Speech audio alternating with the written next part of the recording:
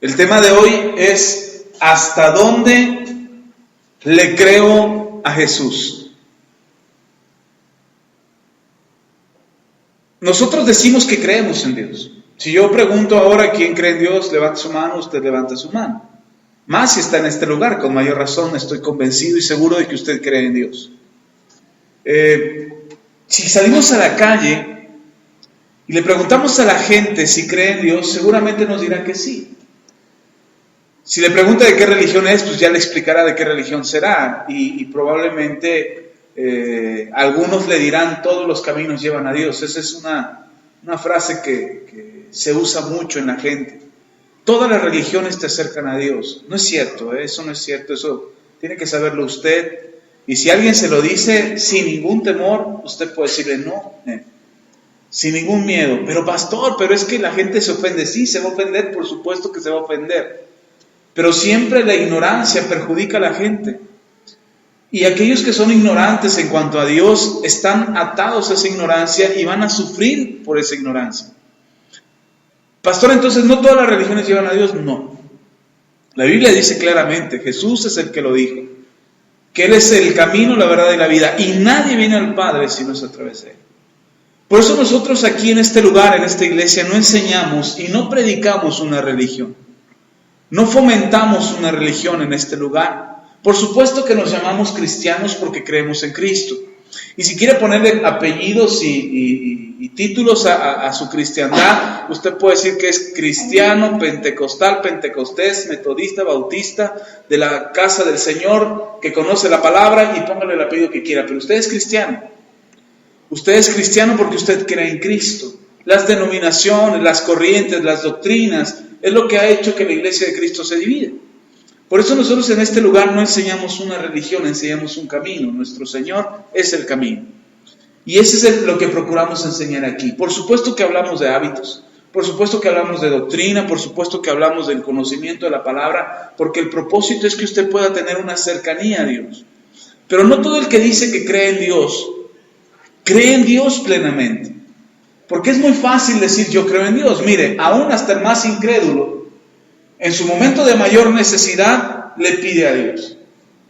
En su momento de mayor angustia, clama a Dios y suplica a Dios. Y le pide a Dios en su entendimiento, a su manera, a su forma.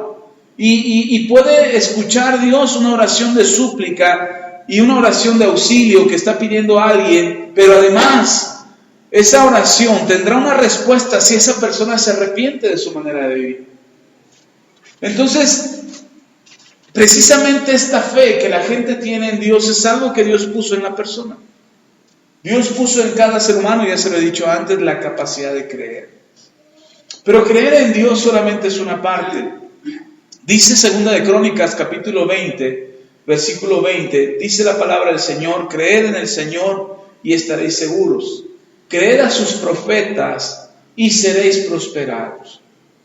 Entonces, ¿nosotros creemos en Dios? ¿Cree usted en Dios?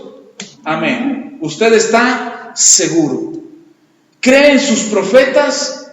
Bueno, pero es que aquí los profetas no profetizan.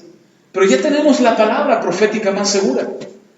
El apóstol Pablo dice que esta es la palabra profética más segura en la que podemos confiar. Perdón, dice el apóstol Pedro, que esta es la palabra profética más segura, en la que podemos confiar, en la que podemos creer.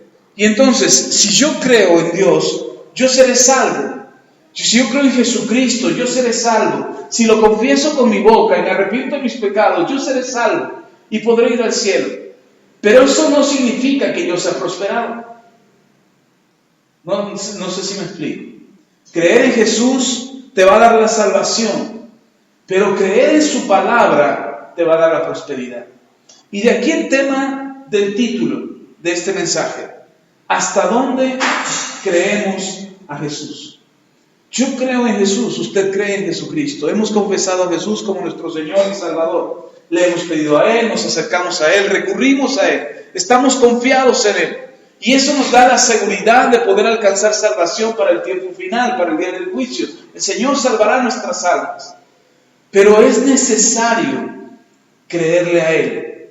Y entonces me lleva a un pasaje en el Evangelio de Juan, en el capítulo 1, si usted puede abrir su Biblia, en el Evangelio de Juan, capítulo 1, vamos a conocer la historia de un hombre del que casi no hablamos. Pero yo creo que es un hombre importante en la Biblia. Yo creo que es un parteaguas en la historia del ministerio de Jesucristo. Evangelio de Juan, capítulo 1. Este hombre hebreo que habitaba en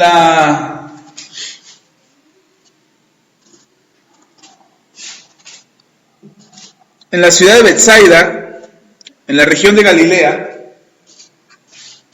que es donde Jesús empezó su ministerio. Este hombre llamado Andrés, fue Andrés, un discípulo de Juan el Bautista. Recordemos que Juan el Bautista fue el primero en predicar el reino de los cielos.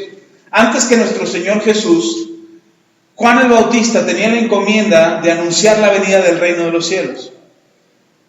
Había sido profetizado acerca de él, le había sido profetizado a su padre. Un ángel le reveló a su papá, al papá de Juan el Bautista, le reveló que este Juan sería el que anunciaría la venida del reino y que enderezaría los caminos del Señor, anunciaría las sendas del reino de los cielos para que el pueblo de Dios se alineara a estos caminos y pudiera conocer acerca del reino y pudiera oír acerca del reino. Entonces Juan el Bautista predicaba, y no era el propósito de Juan. Juan no tenía como propósito hacer discípulos. No era el propósito de Juan hacer discípulos. El propósito de Juan era anunciar el reino de los cielos. Ese era su propósito. El ministerio de Juan no era un ministerio que se iba a establecer en la tierra. El ministerio de Juan anunciaba el ministerio de nuestro Señor Jesucristo. Sin embargo, por causa de su predicación y por causa del anuncio de Juan el Bautista, mucha gente creyó en este anuncio, mucha gente creyó en el arrepentimiento que tenían que profesar en sus vidas. Creyeron en que era necesario arrepentirse y se acercaron al ministerio de Juan y escucharon las enseñanzas de Juan. Juan siguió predicando, Juan no se detuvo, Juan continuó y continuó. Juan no estableció iglesias como Pablo lo hizo o como los apóstoles lo hicieron en el primer siglo. Ni siquiera Juan se ocupó de tener discípulos cercanos a los cuales llamó para enviarlos después. Solamente ellos aprendían de Juan, escuchaban de Juan, y Juan veía que era insuficiente él como ser humano para bautizar a tanta gente. Entonces permitía que algunos de los que eran cercanos a él, de los que habían escuchado el mensaje y que habían demostrado frutos dignos de arrepentimiento, pudieran ellos bautizar también a otras personas.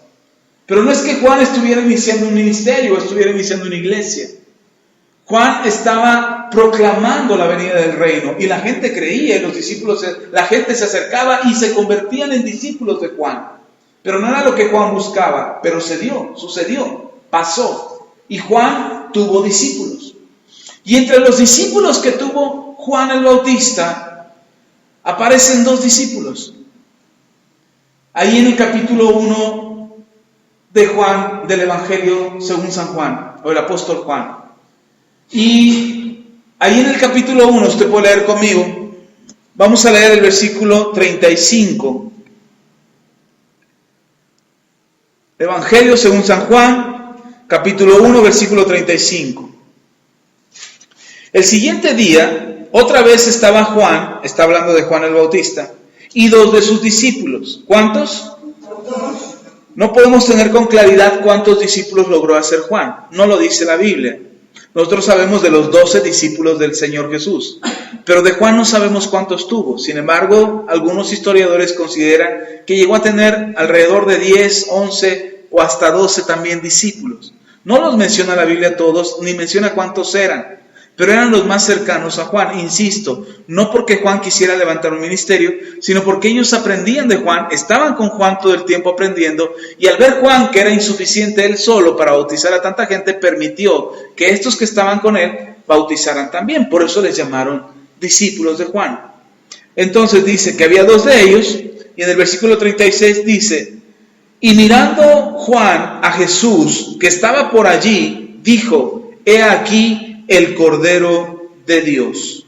Le oyeron hablar los dos discípulos y siguieron a Jesús. Es interesante porque Juan el Bautista en su ministerio anunciaba la venida de este Cordero. Decía Juan, viene uno, yo los estoy bautizando en agua para arrepentimiento, pero viene uno después de mí, que es antes de mí, que es mayor que yo, que los va a bautizar en Espíritu Santo y fuego. Y cuando Juan le bautiza a Jesús, Juan dice, este es el Cordero de Dios que quita el pecado del mundo. Y después, al otro día, después de que fue bautizado Jesús, al otro día, Juan ve a Jesús que anda por allí, entre la multitud que está oyendo la predicación de Juan. Y lo ve y dice, piensa en voz alta, yo creo que se alegra de ver a Jesús. Y piensa en voz alta, he aquí el Cordero de Dios. Cuando lo oyen, estos dos discípulos, ¿de quién eran los discípulos? De Juan. Cuando lo oyen, dejan a Juan y siguen a Jesús. Para mí eso es interesante porque en ningún momento Juan se ofende, ni los maldice. ¿A dónde van? ¿Que se van de este ministerio que los vio nacer? No. Juan sabía que esto iba a pasar. Juan sabía que era necesario que él menguara para que Jesús creciera.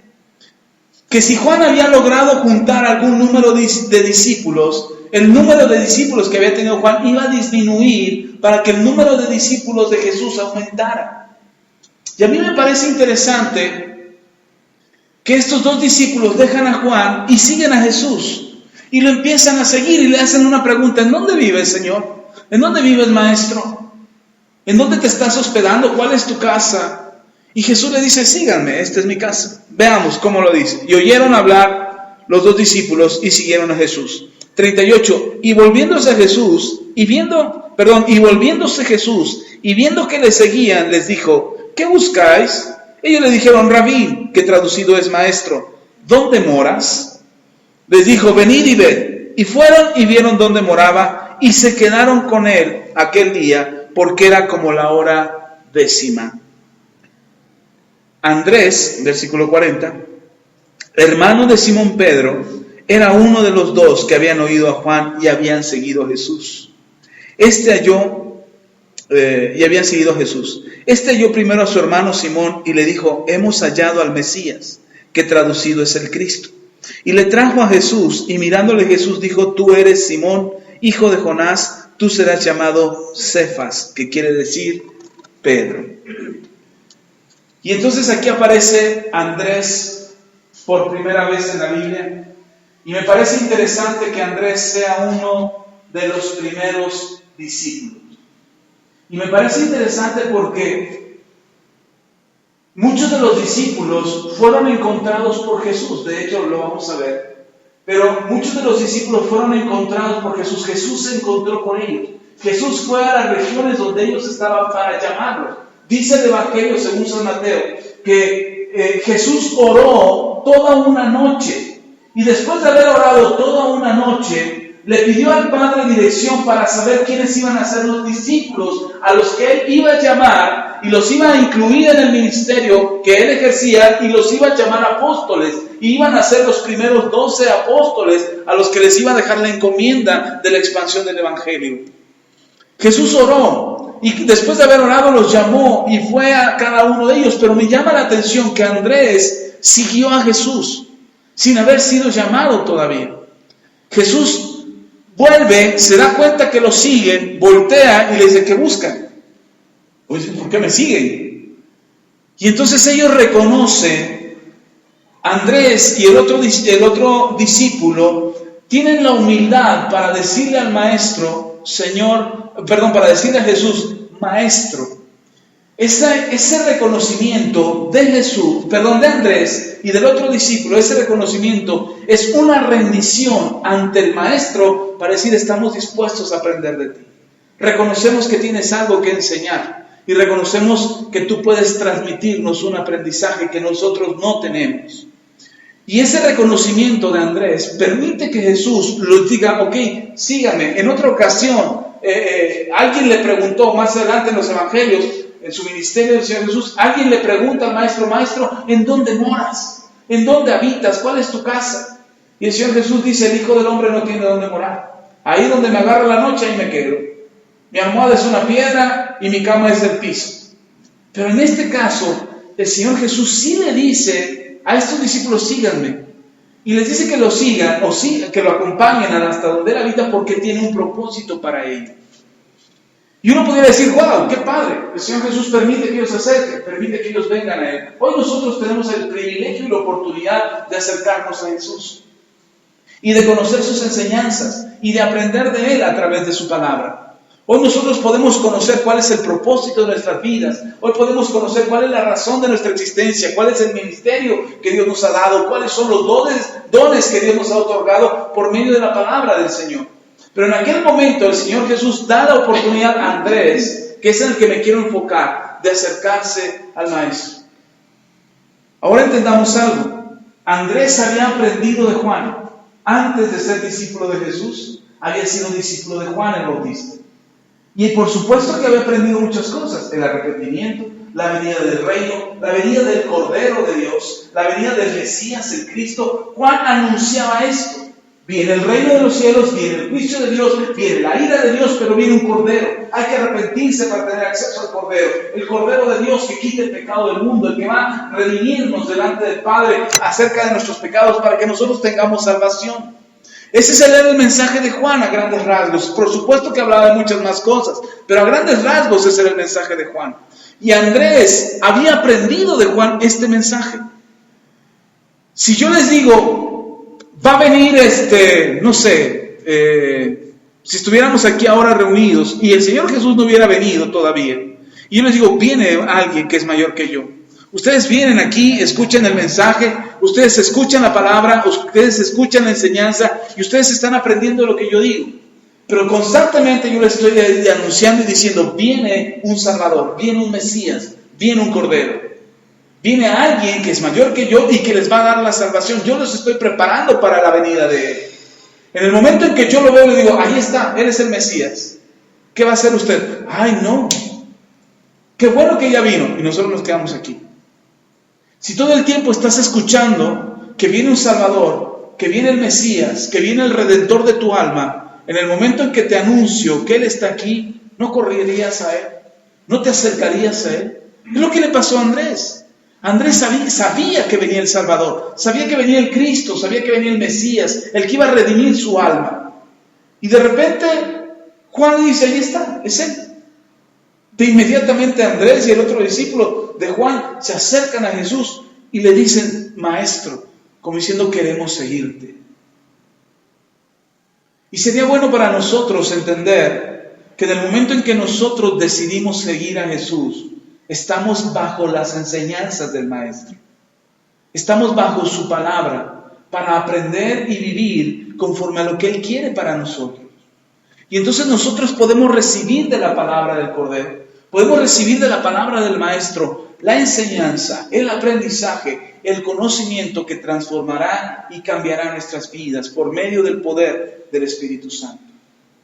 Necesitamos acercarnos a Él, necesitamos conectarnos con Jesús, necesitamos conectarnos con nuestro Salvador para que la vida se produzca en nosotros, para que la gracia, el favor de Dios, la eternidad de Dios esté en nosotros.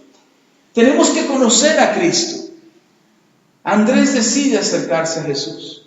Y uno pudiera decir, wow, qué bonito, ahora es discípulo de Jesús. Pero ¿sabe qué es lo que más me sorprende de Andrés? Se quedó un día con Jesús. Y un día fue suficiente para Andrés darse cuenta que Él era el Cristo, que Él era el Mesías y que tenía una palabra mucho más poderosa que la de Juan el Bautista. Que había una enseñanza más completa en Jesús que la que Juan el Bautista le había enseñado durante todos esos días que había estado con Él. Pero ahí no termina el asunto. En cuanto recibe la palabra, está un día con Jesús, una noche se queda con Él. Seguramente tardaron en irse a dormir porque había mucho que aprender de Él. Finalmente van a descansar y al otro día, a la primera hora, Andrés no se queda con Jesús. Uno puede decir, pero pues ya será para que se quedara. No, lo que hace Andrés es ir por su hermano, por Simón.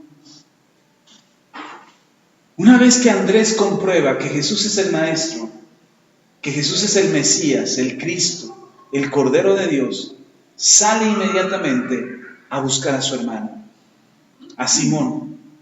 Y dicen algunos historiadores que este es el momento más importante en el Evangelio por causa de Andrés.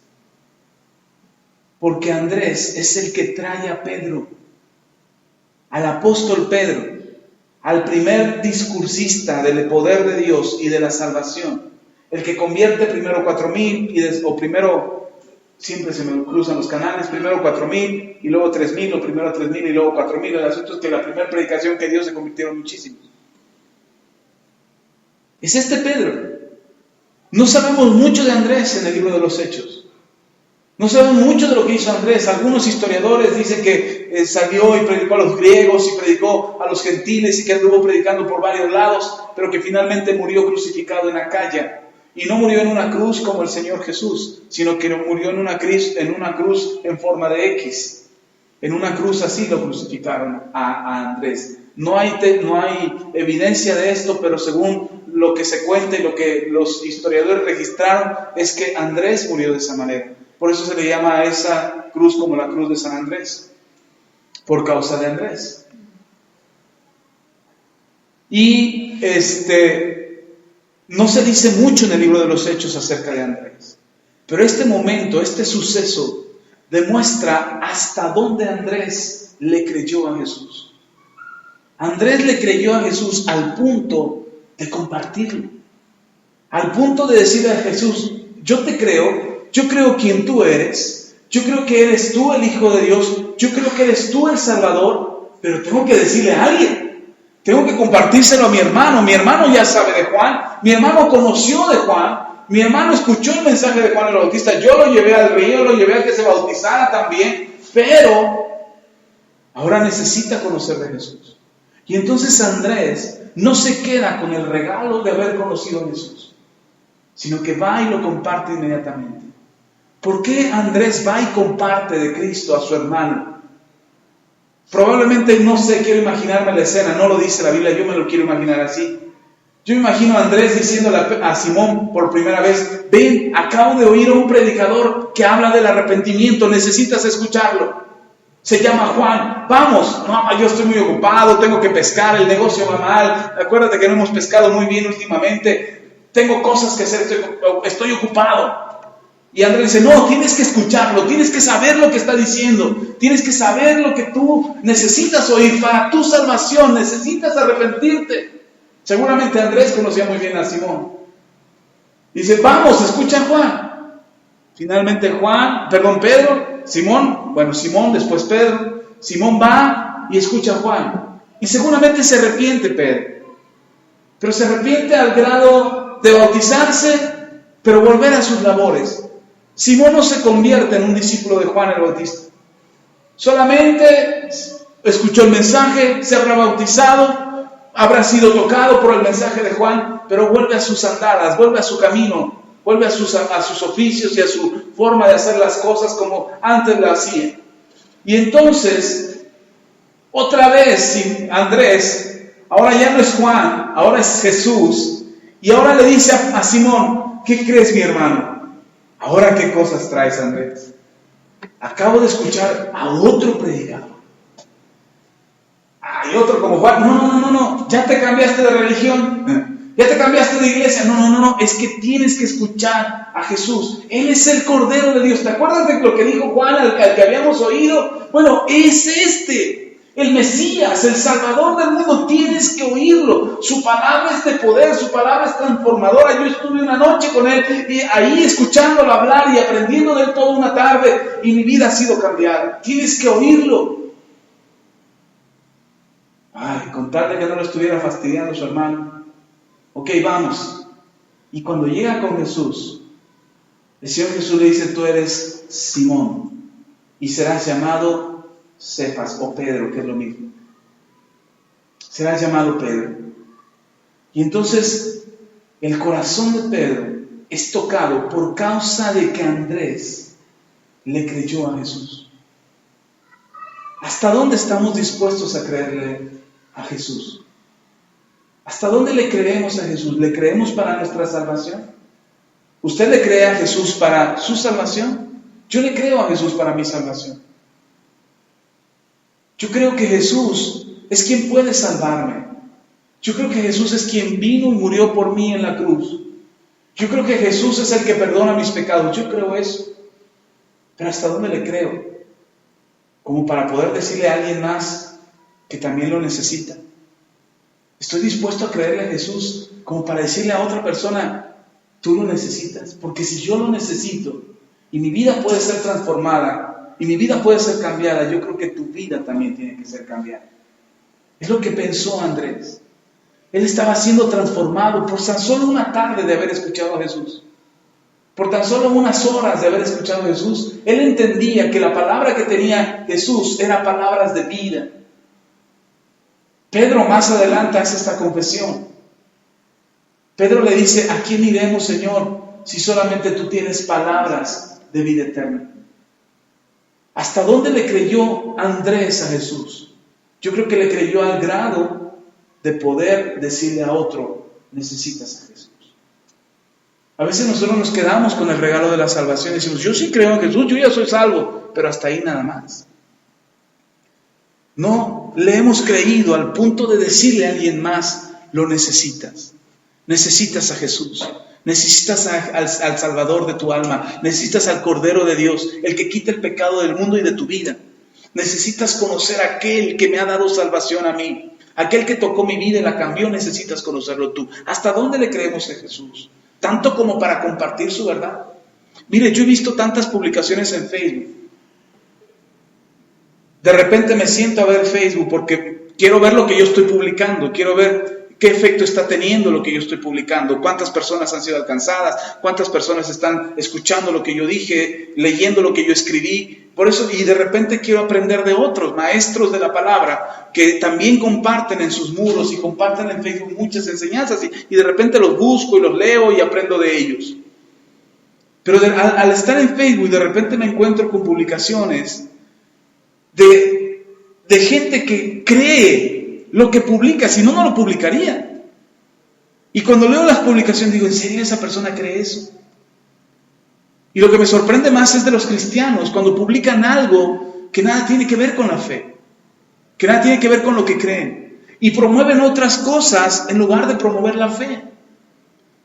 Si usted revisa mi muro en Facebook, usted se encontrará que todo lo que publico tiene que ver con Jesús. Muy pocas cosas me he atrevido a publicar, pero es porque ya no aguanto más y tengo que detener un momento y hacer una publicación que quizás no tenga que ver con el Evangelio, porque tiene que ver con mi forma de pensar. Pero ¿hasta dónde le creemos a Jesús como para compartir con alguien más lo que hemos creído? ¿Le hemos creído a Jesús como para decirle a alguien más, esto es lo que me cambió, esto es lo que me salvó, esto es lo que transformó mi vida y mi manera de pensar, esto es lo que está produciendo una revolución en mi interior para ser mejor, para ser diferente, o nos lo reservamos para nosotros? Nos lo reservamos y nosotros lo decimos hasta aquí. Ya no más, yo soy salvo, yo creo, Señor, tú sabes que creo en ti, que te amo con todo mi corazón, pero no creo que lo que yo crea pueda ayudar a alguien. No creo que lo que yo sé o lo que yo he recibido de ti pueda salvar a alguien o pueda bendecir a alguien. No sé si lo puede hacer. Así es que mejor me lo guardo, mejor me lo callo, mejor me lo escondo aquí. Yo sé que soy cristiano, yo sé que soy salvo, creo en Jesús, amo a Jesús, pero no creo que esto que tengo en mi corazón pueda cambiar a alguien o pueda transformar a alguien.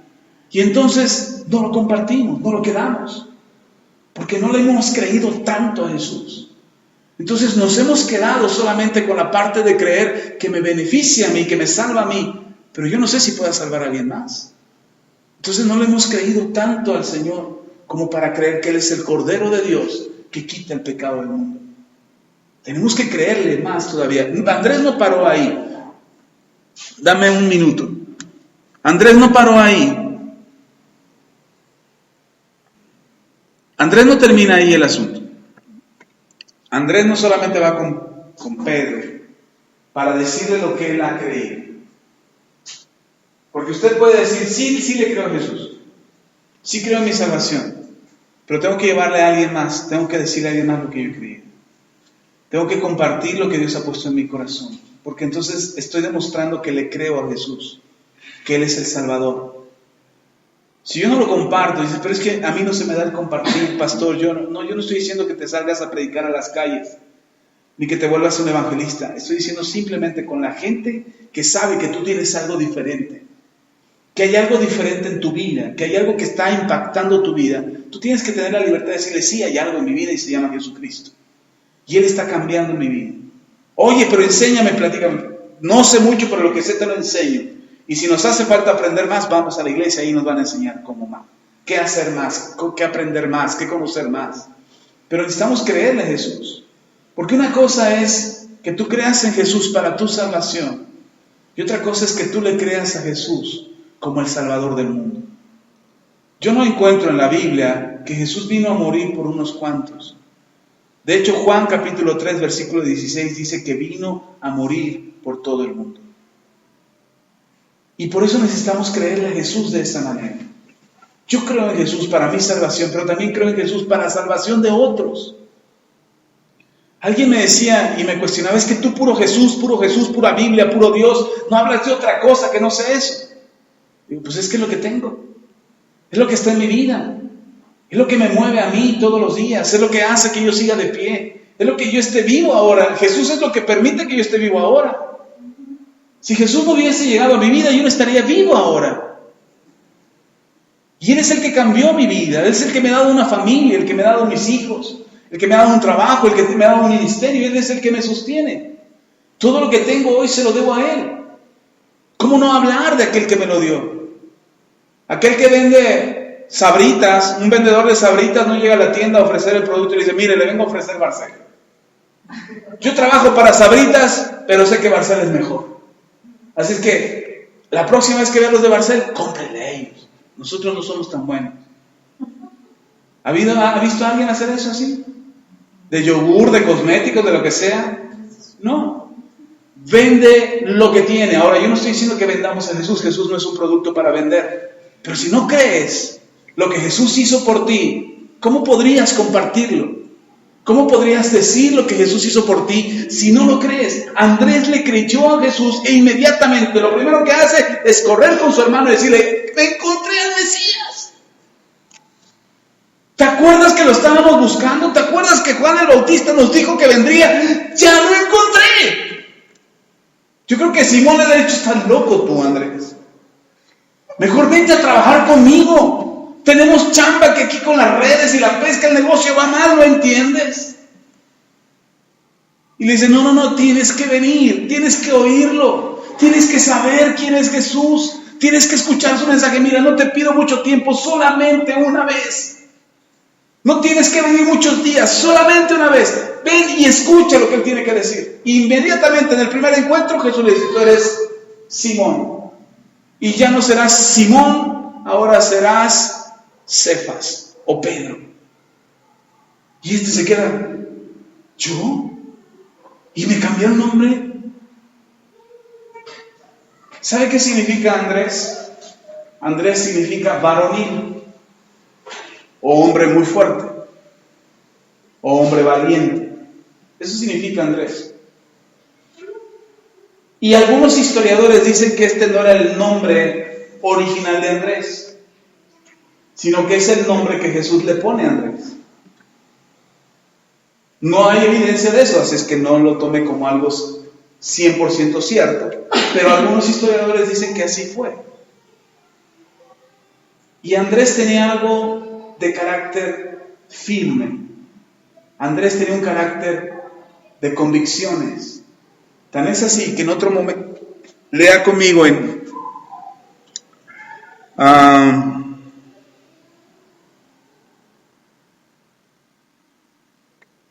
Juan, capítulo 6. Juan, capítulo 6.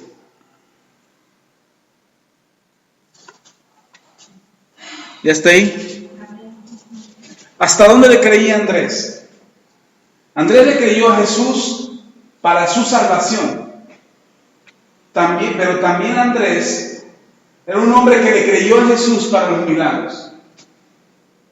De repente el Señor Jesús, ahí en Juan capítulo 6, vamos a leer la historia, y dice la Biblia, Juan capítulo 6, dice la Escritura: después de esto Jesús fue al otro lado del mar de Galilea, el de Tiberias, y le seguía gran multitud porque veían las señales que hacía en los enfermos.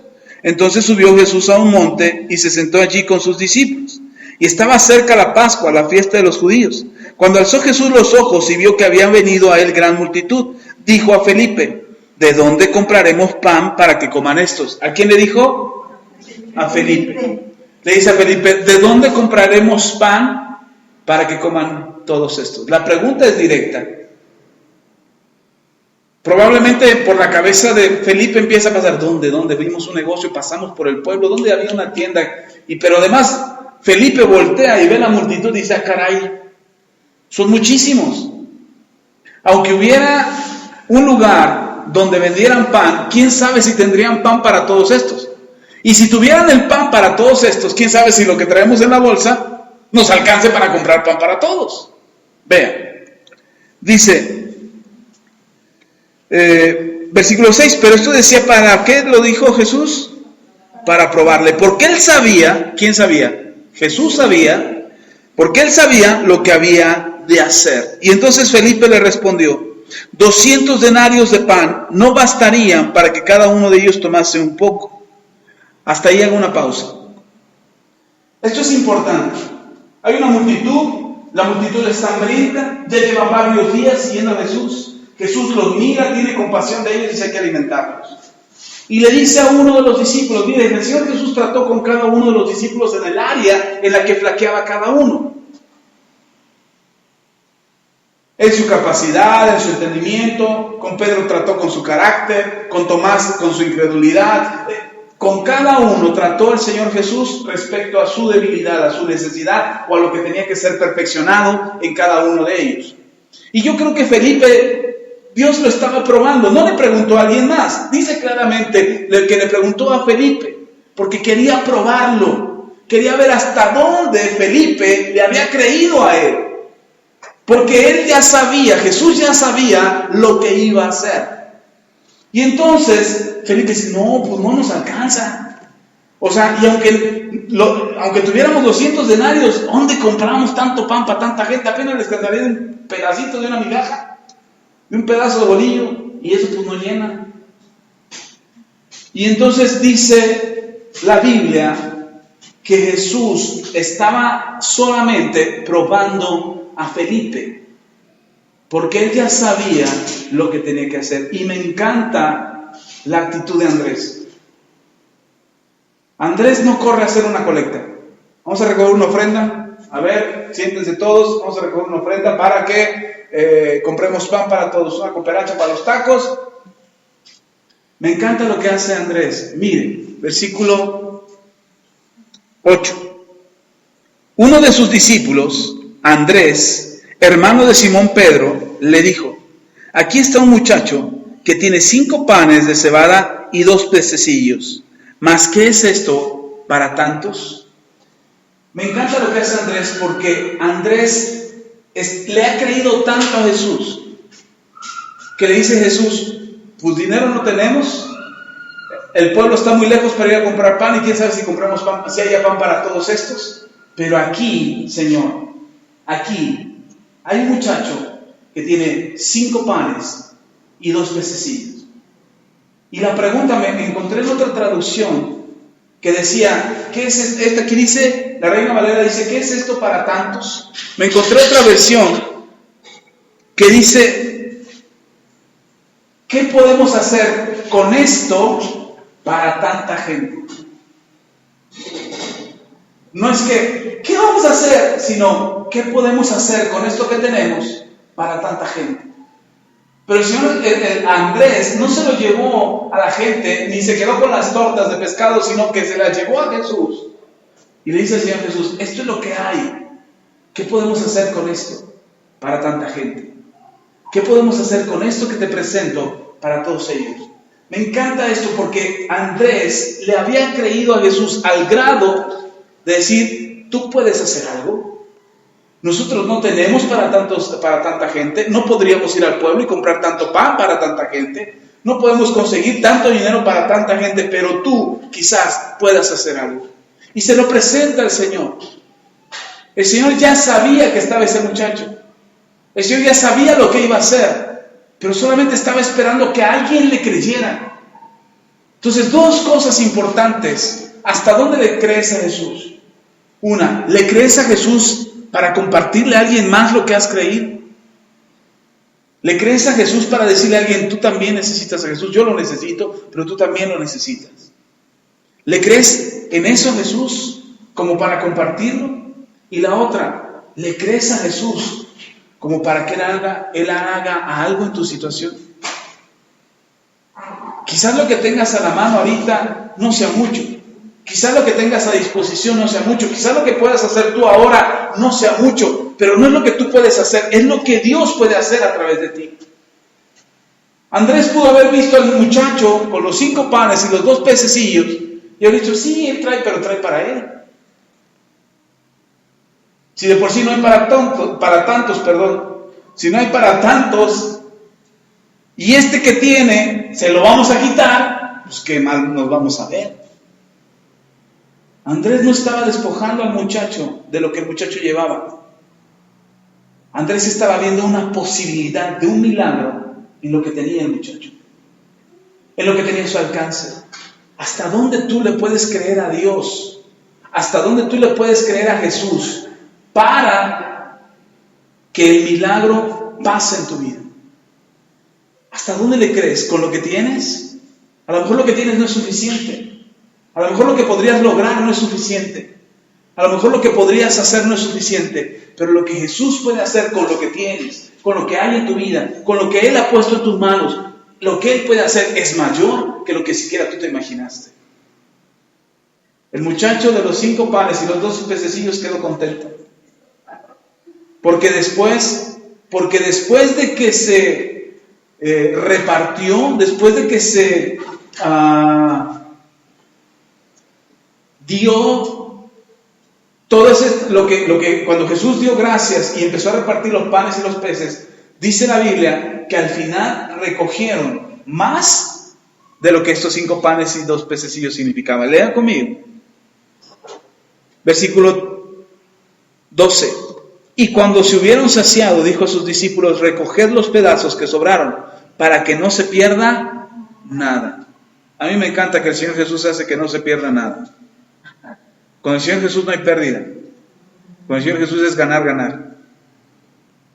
Y le dice, vayan y recojan lo que sobró.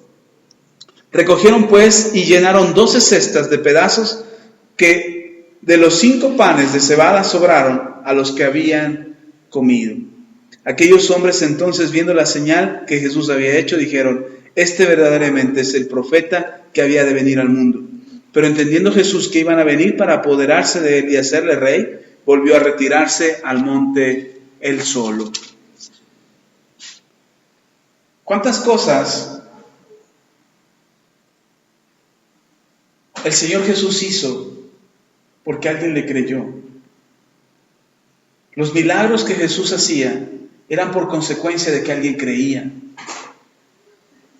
Eran consecuencia de que alguien creyó, que alguien se aferró a Dios, que alguien le creyó a Jesús, creyó su palabra, creyó su consejo y el milagro pasó. En este caso fue Andrés el que se sujetó a creerle a Jesús. ¿De qué serviría presentarle a Jesús estos 5 panes y 2 pececillos si el mismo Jesús está preguntando cómo les damos de comer? ¿Cómo compramos panes para todos estos? Si Jesús hace la pregunta, lo más lógico es que hubiera una respuesta acerca de cómo podría buscarse una estrategia para comprar los panes. Pero Andrés se atreve a presentar algo, y si se atreve a presentarlo es porque sabe que Jesús puede hacer algo. ¿Hasta dónde le hemos creído a Jesús? Porque de repente viene la necesidad y nos afligimos. Viene la escasez y nos preocupamos. Y dicen, ¿qué vamos a hacer? Pues preséntale a Jesús lo que tienes. Y esto que tienes, permite que el Señor lo multiplique. Permite que Dios haga el milagro. 2 cosas llevamos. Una, creer en Jesús para compartirlo con alguien más, para compartir a Jesús. El Evangelio, la predicación, la enseñanza. 2, creerle a Jesús para que Él haga un milagro. Y 3, creerle a Jesús para que te revele los secretos que no han sido revelados. Lea conmigo.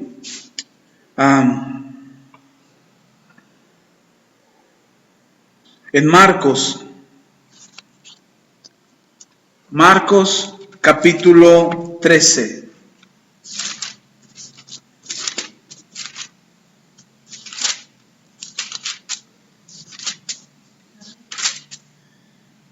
Vamos a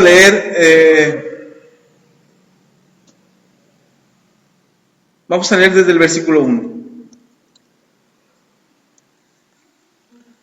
Marcos capítulo 13, versículo 1. ¿Ya está ahí? Dice, vamos a leer del 1 en adelante. Saliendo Jesús del templo, le dijo a uno de sus discípulos, Maestro, mira qué piedras y qué edificios. Jesús respondiendo le dijo, ¿ves estos grandes edificios?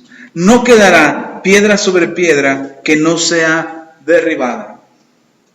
Imagínense, el templo, construcciones extraordinarias, construcciones maravillosas, piedras enormes.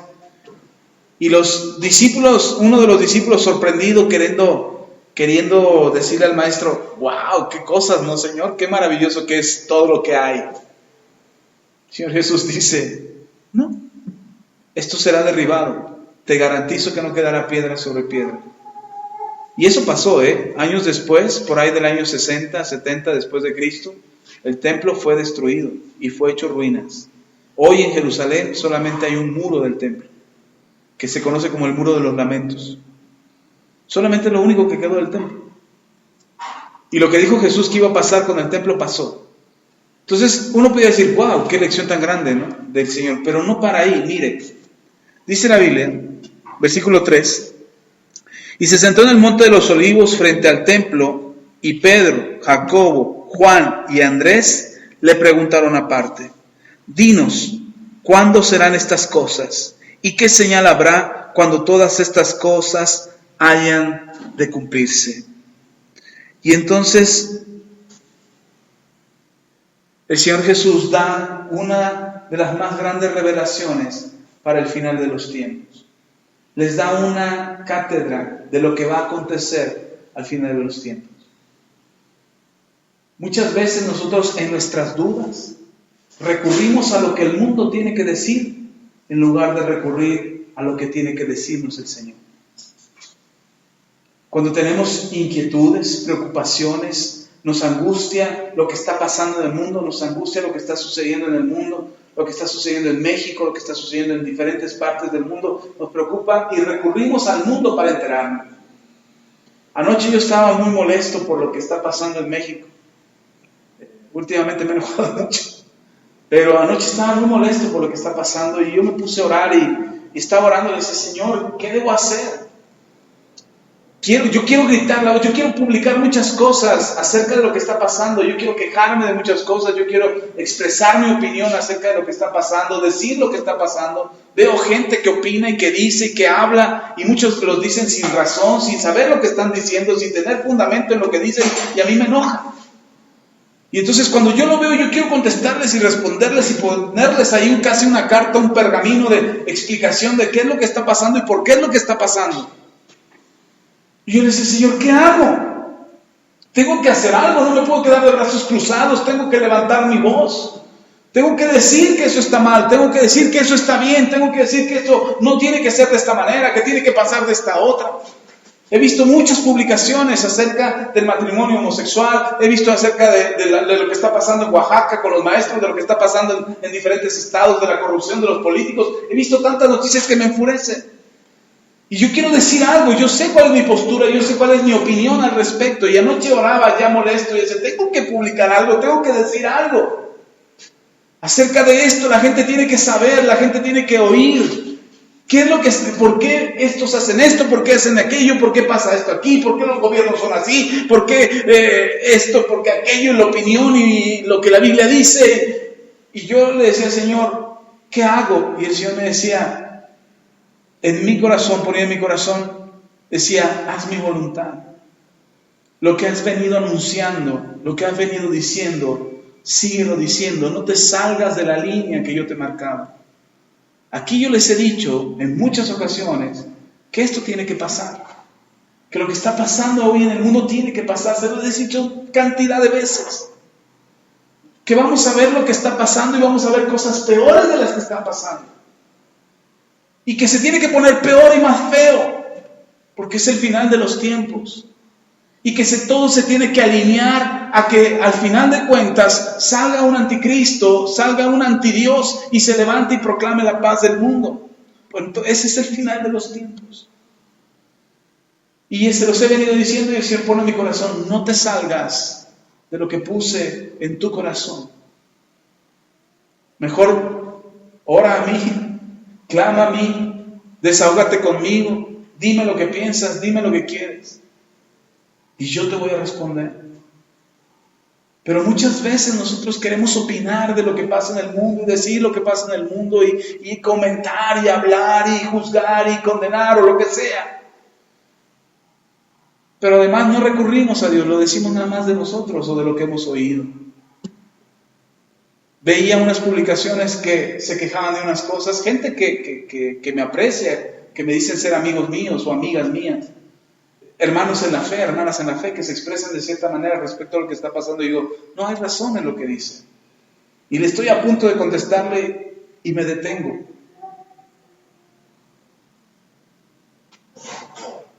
Me llama la atención que Andrés es uno de los 4 que se acercan a Jesús para preguntarle, ¿cómo es que van a pasar las cosas? ¿Cómo es que nos vamos a dar cuenta de esto que dijiste acerca de la destrucción del templo? Y entonces Jesús les da una revelación, la revelación más grande acerca del final de los tiempos. ¿Hasta dónde le crees a Jesús? ¿Le crees como para consultarle acerca de tus dudas? ¿Le crees como para consultarle acerca de lo que te pasa y de lo que está pasando en el mundo? ¿O prefieres oír las noticias en la televisión o leer los comentarios en internet acerca de lo que está pasando y hacerte una idea de lo que está pasando y quedarte con un concepto de lo que está pasando en el mundo y con una información que el mundo te da para impactar tu vida en lugar de consultar a Dios?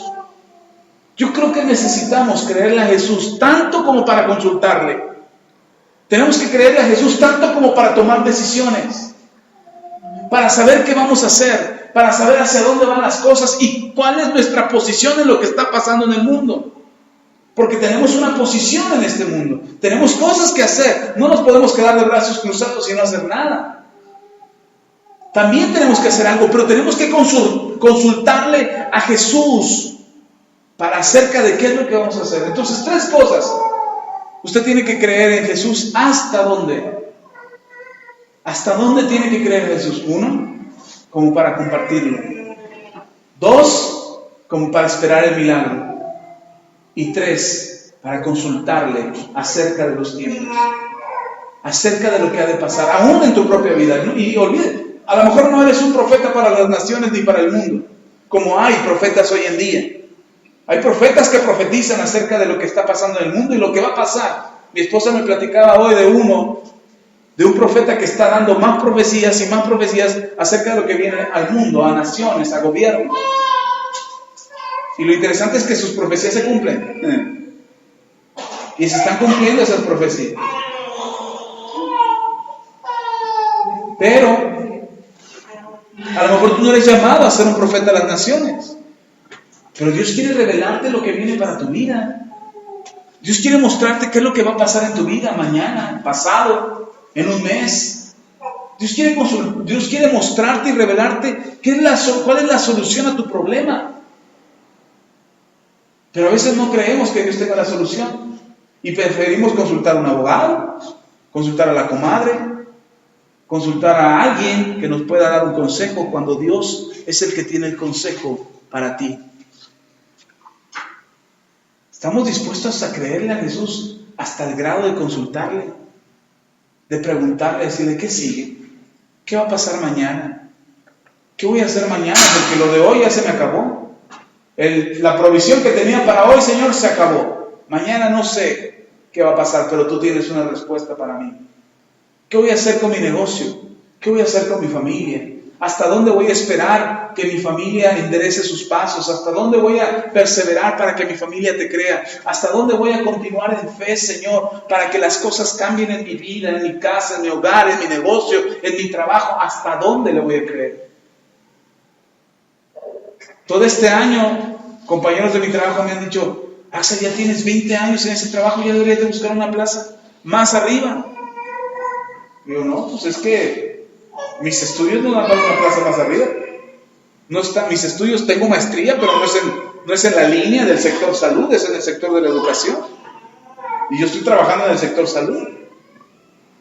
Pero ya era para que buscaras una plaza. Mira, yo conozco a alguien, me dice algo. Yo conozco a alguien que a lo mejor te pueda conseguir un papel para que tú puedas aspirar. No, por ahí no camino yo.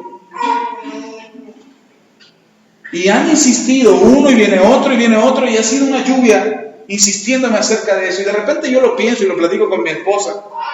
Pues voy a ver, voy a tratar, pero le digo a mi esposa, pero no lo voy a hacer yo. Si Dios tiene preparado algo mejor para mí, Él me lo va a dar. Así como me dio este trabajo, así me lo dará. Una promoción, un aumento, algo. Pero yo estoy más seguro que voy a terminar fuera del trabajo que dentro, que más adentro. Porque Dios tiene un plan y un propósito. Pero ¿a quién le andamos preguntando acerca de nuestra vida? ¿A quién consultamos? ¿Qué puertas tocamos? ¿A quién le pedimos favores? Cuando tenemos al Rey de Reyes y Señor de Señores, para que Él nos abra puertas, para que Él nos muestre su voluntad y nos diga, esto es lo que tenía reservado para ti. Esto es lo que había preparado para ti. Esto es lo que tenía destinado para ti desde antes de la fundación del mundo. Pero no lo sabemos y no lo conocemos porque no le hemos creído lo suficiente como para consultarle. Necesitamos creerle tanto, tanto, como para poder depender de Él 100%. Y decirle a Dios, dependo de ti. Y no es que dependo de ti, me cruzo de brazos. Ay, Señor, mándame el trabajo acá. No te creo, Señor, y a donde yo vaya, tú me guiarás. A donde tú me pongas, yo encontraré. Les platicaba, creo que fue hace 8 días acerca de Ruth. No, hace 15 días, acerca de Ruth. Y les hablaba que Ruth se acercó a la tierra del Bosra y ahí empezó a recoger espigas. ¿Quién la guió ahí? ¿Quién le dijo que fuera a esa tierra? Ella solita buscó, vio que había ahí, aquí me quedo. Y después cuando Ruth se acerca a mí y dice, me encontré un hombre así, así, así, así. Ese es pariente de mi esposo. Él te puede redimir. Hasta entonces.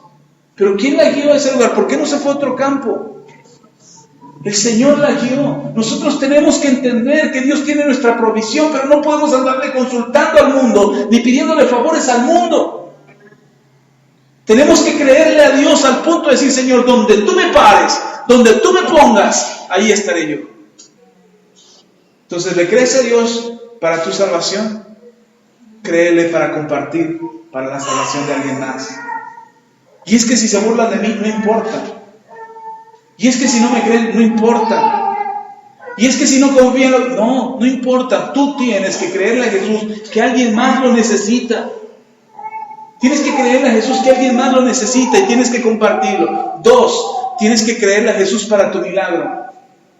Lo que tienes en tus manos es suficiente. Lo que tienes en tus manos es suficiente para que Dios haga un milagro.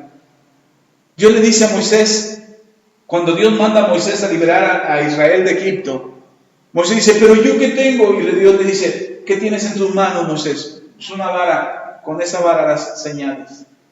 Con esa vara harás milagros. David tenía solo una honda en la mano y con eso derribó un gigante.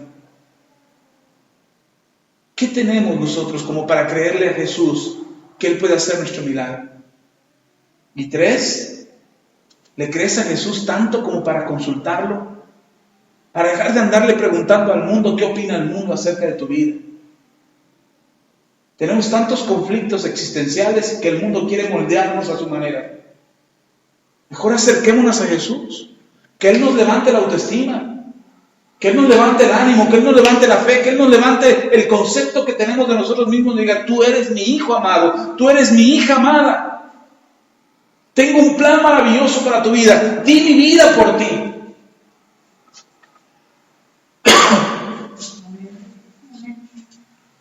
Ya me tengo que callar. Esa es la señal. Se me acabó la voz. Vamos a orar, póngase de pie.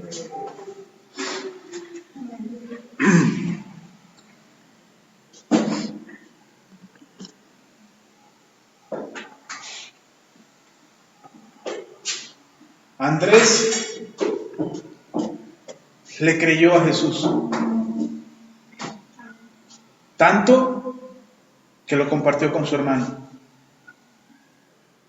Andrés le creyó a Jesús tanto que le trajo los 5 panes y los 2 pececillos. Y Andrés le creyó tanto que no fue a consultar ni con los escribas ni con los fariseos. Le consultó a él, junto con los otros 3 apóstoles, y le preguntó: ¿cómo es que esto va a suceder? ¿Cómo sabremos que esto está sucediendo? ¿Qué es el tiempo? Y Jesús explica la revelación del final de los tiempos. Tenemos que creer como Andrés.